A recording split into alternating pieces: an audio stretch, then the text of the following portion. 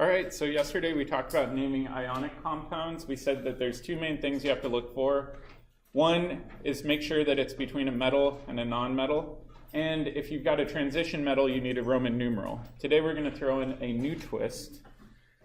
And these are called polyatomic ions. These are charged species containing one or more atom, or sorry, containing more than one atom.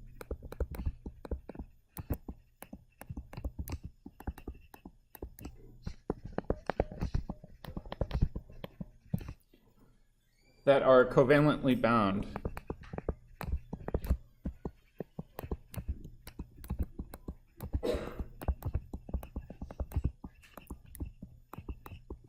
Okay, so I'll show you an example of this. A common example might be something like NaOH. If we think about this, sodium's a metal. It's on group 1, it must be a +1 charge. That means the second part over here, the OH minus, must have a negative charge to balance out that positive charge. So let's take a look at what's going on here in a bit more detail. So let's say I've got sodium, and it's a neutral metal. It's in group 1, so it must have one valence electron. And then let's do hydroxide, OH, on the other side. So we know oxygen normally has 6 valence electrons. So I draw it like that. And then hydrogen normally has 1. So if we bond this together, right, we could form a single bond right there. So I'm just going to clean this up and show a single bond. But if we look at this one, do you see how oxygen doesn't have a full octet? It's missing an electron. So I'd say missing 1 electron. But that's okay, because sodium we know wants to give an electron away to have an octet. So what this is going to do is give an electron from sodium to that oxygen. When you do that, the sodium now has a positive charge. Oxygen just gained an electron, so it must be negative. So I put a negative sign right here. But if we look at this entire group right here, see how it's a negatively charged group? So that means it's an anion, but it's an anion that contains an internal covalent bond.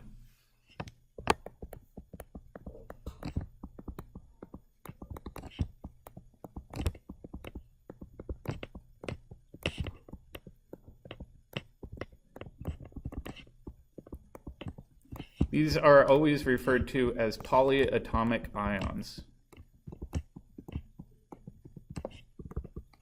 Does that make sense? Yeah.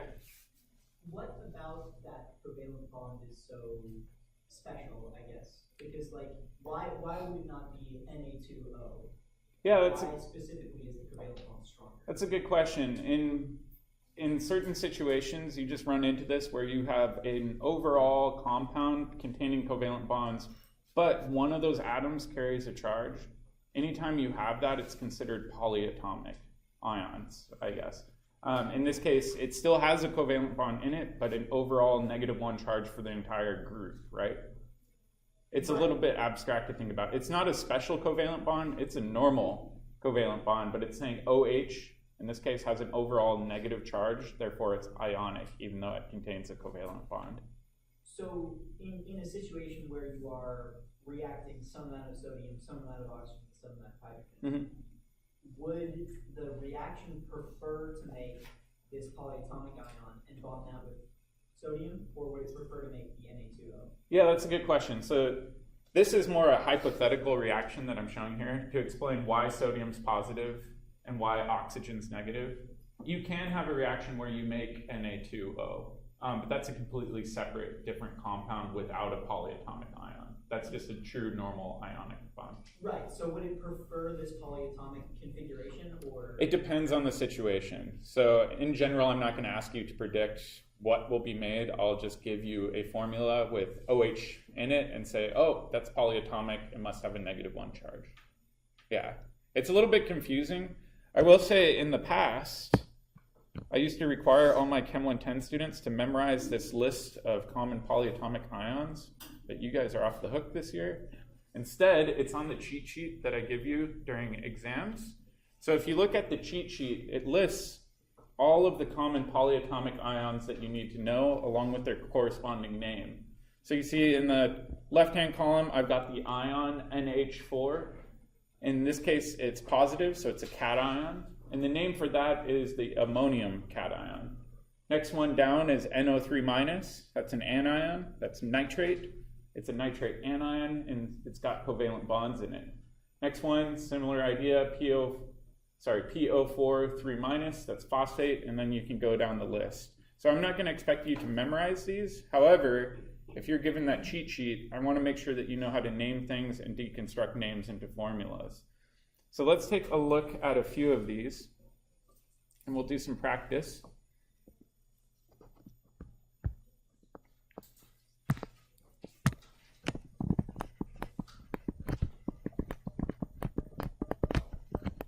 So the first one I've got is, let's say I give you this compound, NH4Cl. First thing I always tell Chem 110 students is if I'm asking you a naming question and there's more than 3 different types of elements, it's probably going to contain a polyatomic ion. So trick in Chem 110, if you have a compound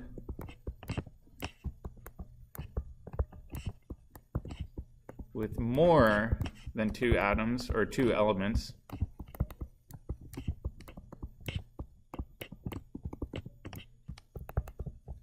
there is likely a polyatomic ion. All right, this is true for the naming section of this course. So if I look at this one, this has nitrogen, hydrogen, and chlorine. That's more than 2 elements, so it likely has a polyatomic ion. So what do you think the polyatomic ion is in this one? Yeah, NH4. So if we look at that cheat sheet that I give you, NH4 has what charge? It's 1+, right? So this is the ammonium cation.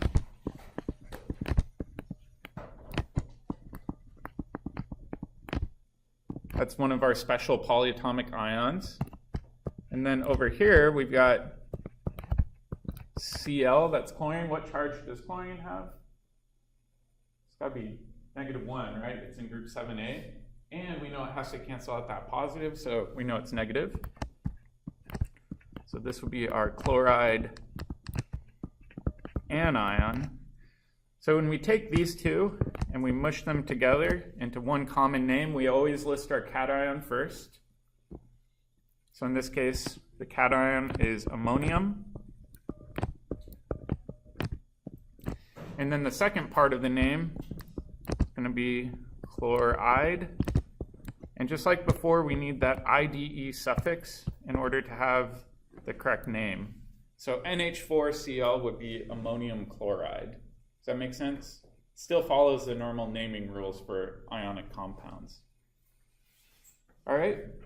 I know this does get a little bit confusing, so let's try another one.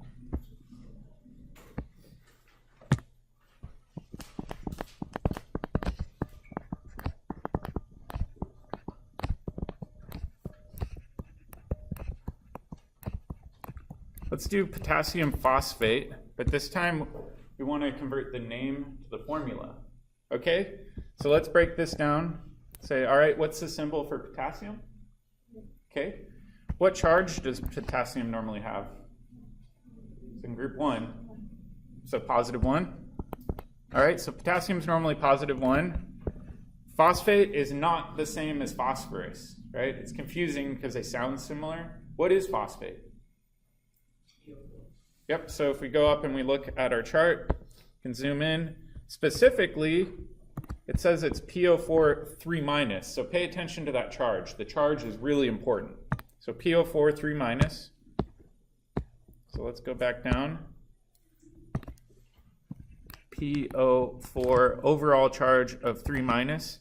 So just like before, what we're going to do is that flip-flop, where I'm going to take this 1, put it over here, this 3, put it down there, and now when I merge this together,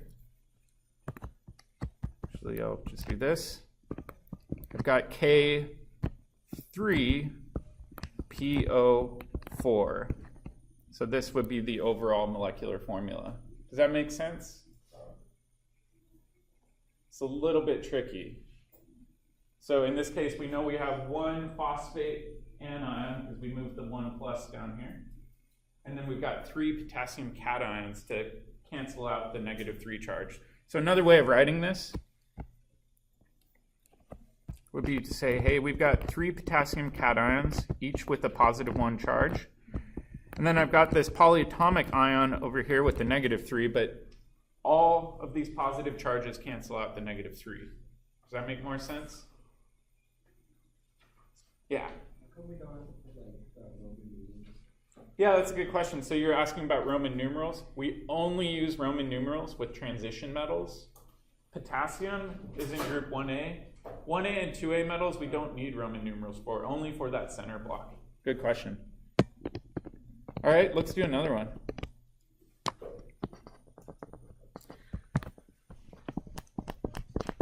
Let's do calcium hydroxide. All right, so first thing I do is I always try to break this apart. Calcium is elemental symbol Ca. It's in group 2A, so it must have a +2 charge. So I'd say, all right, this is Ca2 plus as an ion.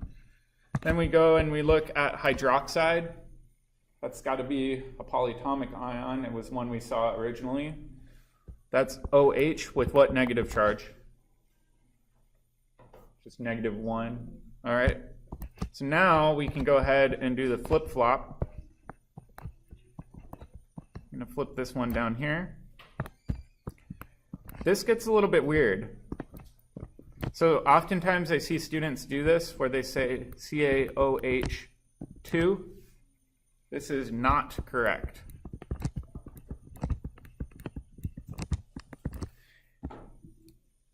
So let's put a red line through that. That one's not correct. Instead, what you want to do to indicate that you have 2 hydroxides is put parentheses around hydroxide.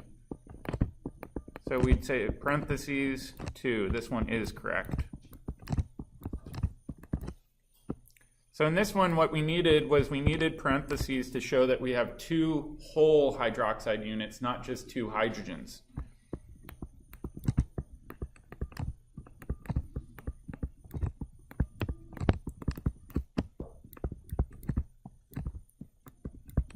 And you have more than one polyatomic ion.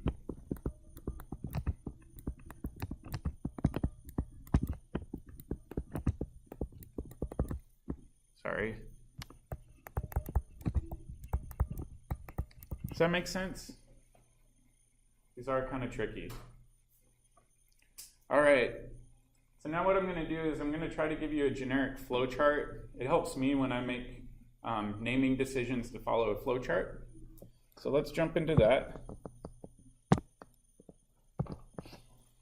And the first question I always ask whenever I'm doing naming is my compound covalent or ionic? And I'm going to abbreviate compound, ionic or covalent.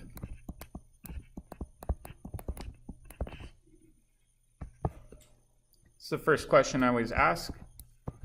And then I would go over here and I would say, all right, this side is ionic.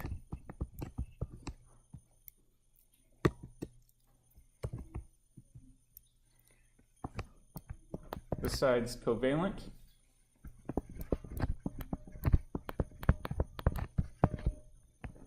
All right, and then to identify covalent compounds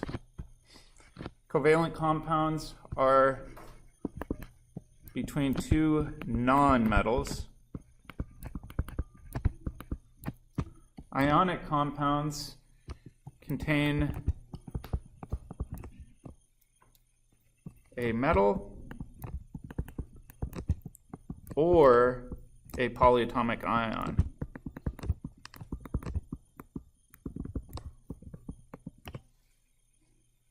All right? And remember, metals can be either transition metals or normal metals for this one. So I'll just make a little asterisk. Regular or transition. All right? Covalent compounds, I would argue, are the easiest ones to name. So we'll just come up with our naming scheme here. Naming for these is name your first atom.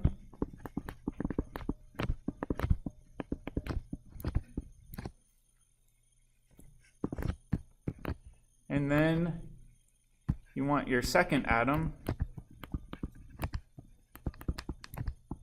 And what's the suffix we always want to use? Ide. Exactly. The other important thing to remember is you may need prefixes.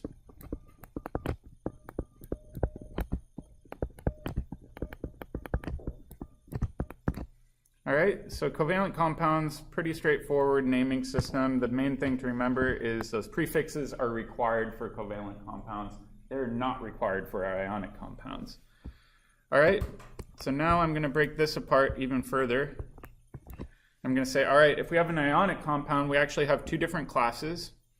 The first one is with non-transition metals.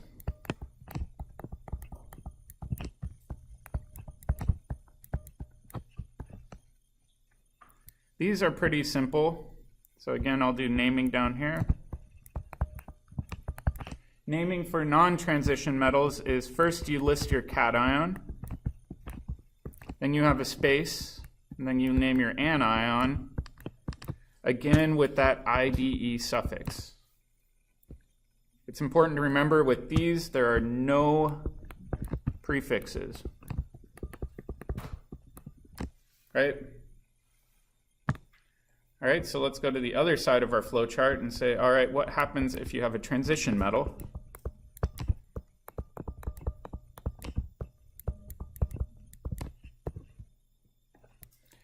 And the naming is pretty similar.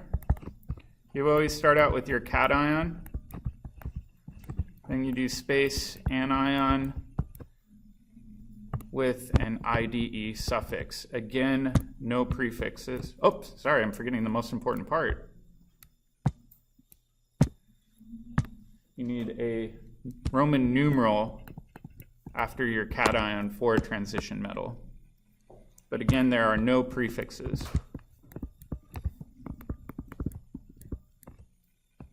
So this is kind of my flow chart of decision making anytime I'm doing naming. Does that kind of help? It's tricky. The first thing you always do, though, is identify whether it's ionic or covalent. Naming covalent compounds, you need prefixes. Ionic compounds, you need a Roman numeral if you have a transition metal. All right.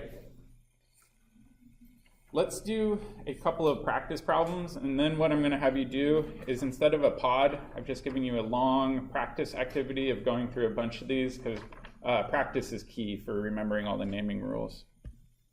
But let's do a few practice ones. So the correct formula for the ionic compound formed from the elements potassium and oxygen would be what? So I'll give you a minute and check with your neighbor.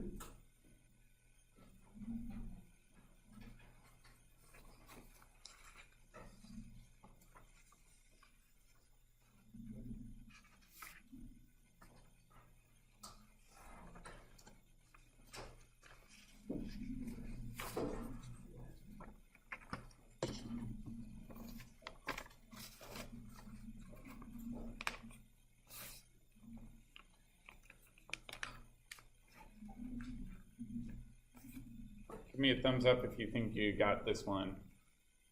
All right, so first point of decision making, is this ionic or covalent? Ionic, right? Potassium's a metal. So we know it's ionic. Second question, is that metal, potassium, a transition metal or a normal metal? Normal metal, so we don't need to do Roman numerals here. So that's pretty straightforward. All right, if we think about potassium, we've got it over here. It's normally potassium with a 1+ charge. And then oxygen, if we think about it over here, is normally oxygen 2-. So we can take these and flip this over here, the one down here. And then we could say, all right, this must be K2O. And what would the name be? It would just be potassium oxide.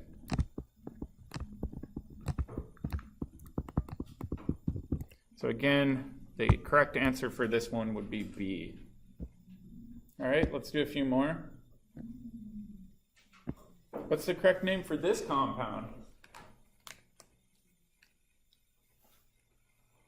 Give me a minute to think about it.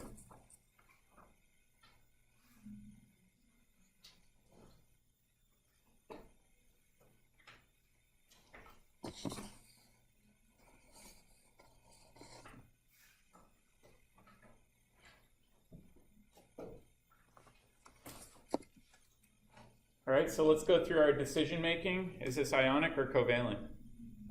Ionic, it has a metal. Is the metal a transition metal? Yes, so then we need to think about Roman numerals. So we've got copper, some unknown charge. We've got one chlorine atom that we know is a -1 charge, which means the copper must have what charge? +1, right? These need to cancel. So if we have one chlorine, that copper must be 1+. That means this would be copper 1 chloride. Does that make more sense? Yeah.